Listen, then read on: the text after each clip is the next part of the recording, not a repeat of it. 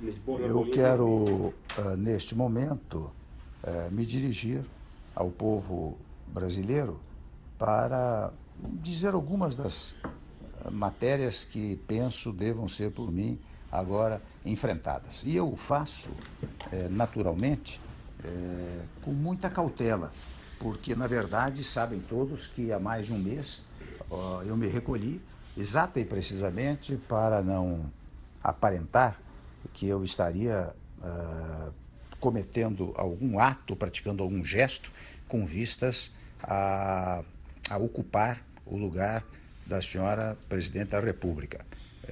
Recolhi-me o quanto pude, mas evidentemente nesse período fui procurado por muitos que estão aflitos com a situação do nosso país. Mas agora, quando a Câmara dos Deputados decide por uma votação significativa declarar a autorização para a instauração de processo de impedimento contra a senhora Presidente, muitos me procuraram para que eu desse, pelo menos, uma palavra preliminar à nação brasileira. O que eu faço com muita modéstia, com muita cautela, com muita moderação, mas também em face da minha condição de vice-presidente, naturalmente de substituto constitucional da senhora Presidente da República. E desde logo eu quero afirmar que temos ainda um longo processo pela frente, passando pelo Senado Federal.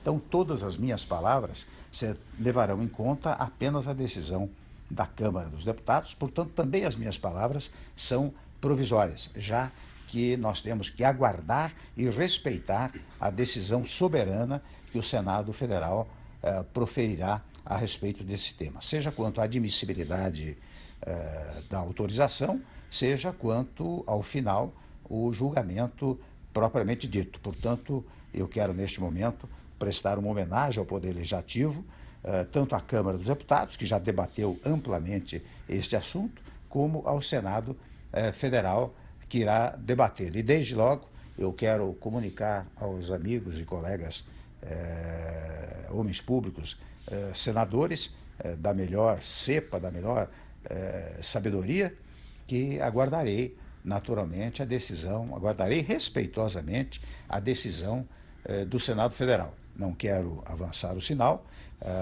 até imaginaria que eu poderia falar depois da decisão do Senado, mas evidentemente sabem todos os que me ouvem que quando houver a decisão definitiva, a decisão do Senado, eu preciso estar preparado para enfrentar os graves problemas que hoje afligem o nosso país. E desde logo quero dizer aos que me ouvem que repetir, na verdade, o que tenho pregado ao longo do tempo. Os senhores sabem, os brasileiros sabem, que há mais de 8, 10 meses tenho feito pronunciamentos referentes à pacificação do país, à unificação do país, porque é chocante, para não dizer tristíssimo, verificar os brasileiros controvertendo-se entre si, disputando ideias e espaços. Até aí tudo bem, mas quando parte para uma coisa quase física, isso não pode acontecer no nosso país. Portanto, ao dizer agora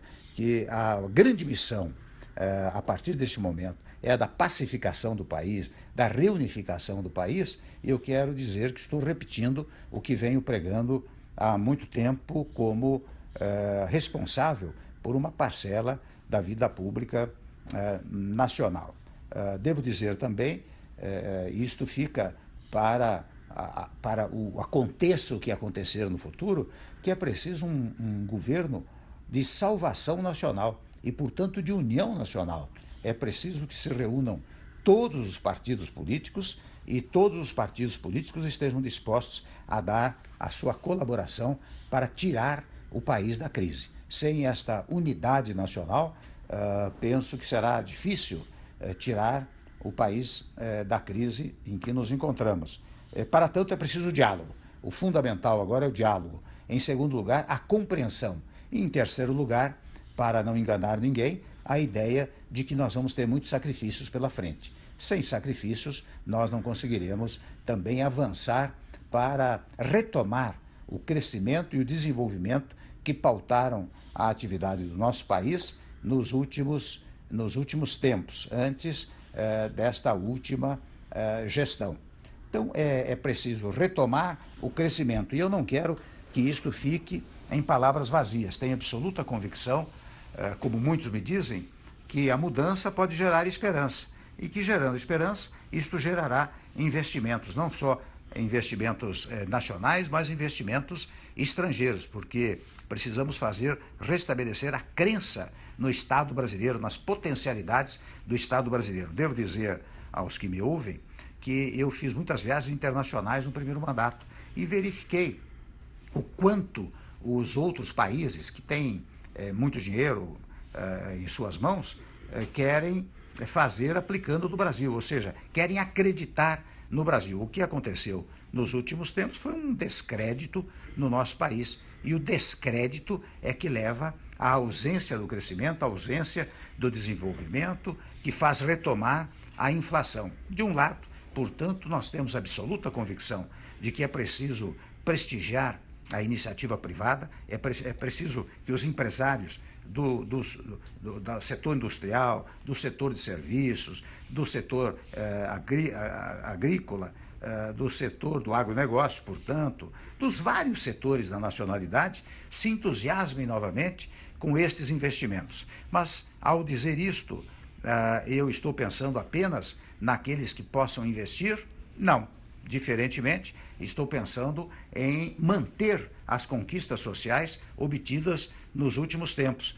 Por exemplo, o emprego é uma coisa fundamental para todos os brasileiros. Para que haja emprego, é preciso uma conjugação dos empregadores com os trabalhadores. Você só tem emprego se a indústria, o comércio, as atividades de serviços todas estiverem caminhando bem. É a partir daí que você tem emprego e, com isto, você pode retomar o emprego. De outro lado, eu devo dizer também que, de fora a parte, um projeto pela empregabilidade plena, é preciso manter certas matérias sociais, porque nós todos sabemos que o Brasil ainda é um país pobre. E, portanto, e eu sei que dizem que de vez em quando, que se outrem assumir, nós vamos acabar com o Bolsa Família, vamos acabar com o Pronatec, vamos acabar com o FIES. Isto é falso, é mentiroso e é fruto desta política mais rasteira que tomou conta do país. Portanto, neste particular, eu quero dizer que nós deveremos manter esses programas e até, se possível, revalorizá-los e ampliá-los. Até que, e isto eu quero deixar claro, o Bolsa Família, por exemplo, há de ser um estágio do Estado brasileiro. Daqui a alguns anos é possível que a empregabilidade tenha atingido um tal nível que não haja mais necessidade do Bolsa Família. Mas isto, enquanto persistir a necessidade, nós manteremos, assim como o Pronatec, FIES, ProUni, todos esses projetos que acabaram dando certo no país. Portanto, eu lanço uma mensagem àqueles que têm o capital e lanço àqueles que querem uma mensagem do trabalho e lanço uma mensagem para aqueles que sequer trabalho ainda conseguiram. É claro que nós vamos incentivar enormemente as parcerias público-privadas na medida que isto pode trazer emprego ao país. Nós temos absoluta convicção de que hoje, mais do que nunca, o Estado não pode tudo fazer. O Estado depende da atuação dos setores produtivos do país. Empregadores de um lado, trabalhadores de outro lado. Estes setores produtivos é que, aliançados, vão fazer a prosperidade do Estado brasileiro. O Estado brasileiro tem que cuidar de segurança, da saúde, da educação, enfim, de alguns temas fundamentais que não podem sair da órbita pública, mas o mais tem que ser entregue à iniciativa privada no sentido da conjugação da ação entre trabalhadores e empregadores. E, neste particular, nós pretendemos fazer várias reformas que incentivem esta harmonia entre esses dois setores da produção brasileira. Tudo isto que estou a dizer significará, devo registrar, sacrifícios iniciais para o povo brasileiro, em primeiro lugar. Em segundo lugar, não quero gerar nenhuma expectativa falsa. Não pensemos que, se houver uma mudança do governo, em 3, 4 meses estará tudo resolvido. Em 3, 4 meses pode começar a ser encaminhado para resolvermos a matéria ao longo do tempo. Se houver este governo de transição, ou se não houver fica esta sugestão que eu estou fazendo para o governo que vier a manter-se, ficam estas sugestões, que, reitero, não são sugestões por mim formuladas ou formatadas neste momento, mas que foram feitas ao longo do tempo. Há reformas que são fundamentais para um país. Nós todos sabemos, não é possível... agora, toda e qualquer reforma não alterará os direitos já formatados, já adquiridos pelos cidadãos, mas nós temos que preparar o país do futuro. Muitas matérias até estão em tramitação no Congresso Nacional e nós queremos ter uma base parlamentar muito sólida que nos permita conversar com a classe política, mas conversar também com a sociedade. Os senhores sabem, os que assistiram às minhas palestras nos últimos tempos, que eu faço uma distinção e uma conjugação entre governo, governança e governabilidade, para dizer que o governo são os órgãos constituídos, não tem a menor dúvida, legislativo, executivo, judiciário. A governança vem exatamente pelo apoio político que o governo consegue dos partidos políticos e do Congresso Nacional. Mas é preciso mais do que isso, é preciso a governabilidade. E a governabilidade exige que haja uma aprovação popular do próprio governo. Portanto, a classe política unida com o povo levará ao crescimento do país e, portanto, ao apoio ao governo. É com estes três fatores que nós vamos lidar.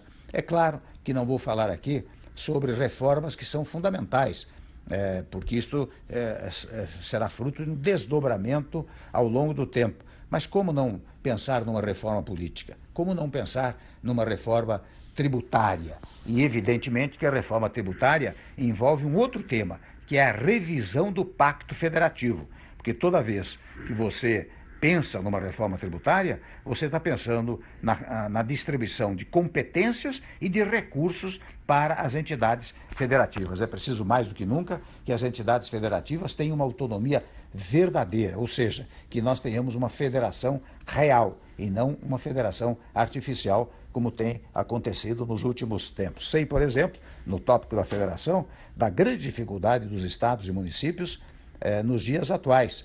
E há estudos referentes à eventual anistia, o perdão de uma parte das dívidas e até uma revisão dos juros que são pagos pelas unidades federadas. Nós vamos levar isso adiante, nós vamos estudar isso com muita detença e vamos levar isso adiante, porque a força da União também deriva da força dos estados e da força dos municípios. E a força destas entidades federativas depende da vontade, da boa vontade e do apoio da classe política e do povo brasileiro. Há matérias controvertidas, como a matéria referente à legislação trabalhista e à legislação previdenciária, que nós vamos fazer com um grande diálogo nacional, onde nenhum setor será esquecido, nem dos trabalhadores, nem dos empresários, nem do povo brasileiro. Mas toda e qualquer modificação que vier a ser feita será para garantir o futuro mesmo daqueles que já recebem salário, daqueles que recebem aposentadoria.